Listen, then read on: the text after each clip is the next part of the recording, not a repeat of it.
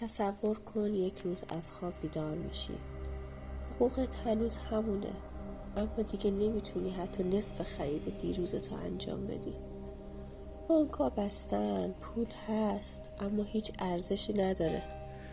این یک فیلم آخرالزمانی نیست. این اتفاق برای کشورهای افتاده که فکر میکردن ورشکست نمیشن. امروز قرار داستان واقعی کشورهایی رو بگیم که اقتصادشون فرو پاشید و بفهمیم ورشکستگی کشورها دقیقاً از کجا شروع میشه. ونزوئلا، سرزمین طلای سیاه. ونزوئلا کشوری که روی دریایی از نفت خوابیده بود. طلای سیاه از زمینش می جوشید، اما مردمش برای یک قرص نان صف می کشیدن. سالها دولت گفت نفت داریم، پس فقیر نمیشیم. همه چیز دولتی شد.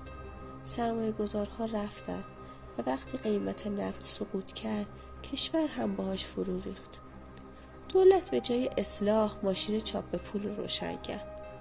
پول زیاد شد، اما ارزشش مرد. تورم اونقدر بالا رفت که حقوق یک ماه خرج یک بعد غذا هم نمیشد. ونزوئلا نفهمید ثروت بدون مدیریت فقط یک توهمه. سریلانکا جزیره آرام، سبز، توریستی. همه چیز خوب به نظر می رسید تا اینکه دنیا ایستاد.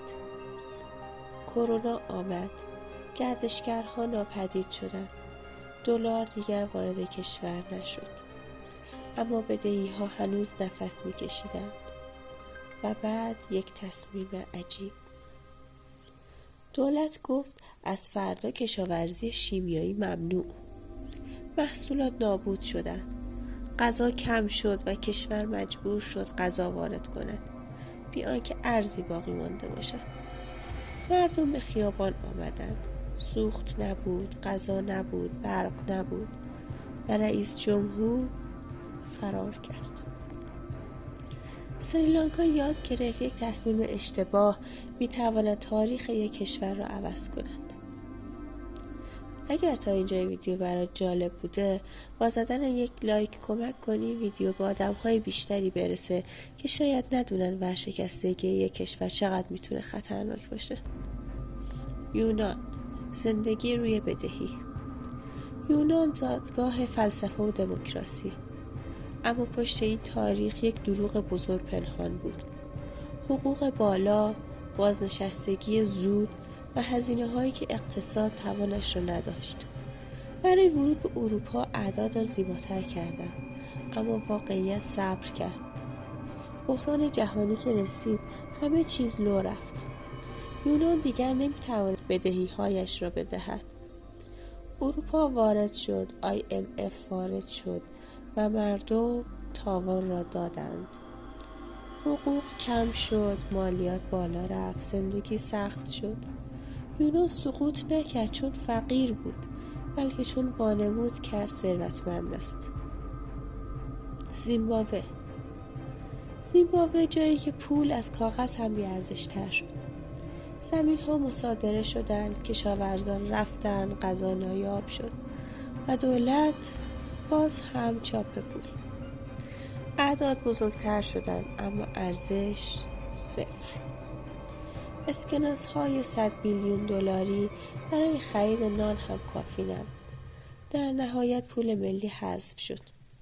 زیمبابوه جایی بود که مردم فهمیدند پول هم میتواند بمیرد.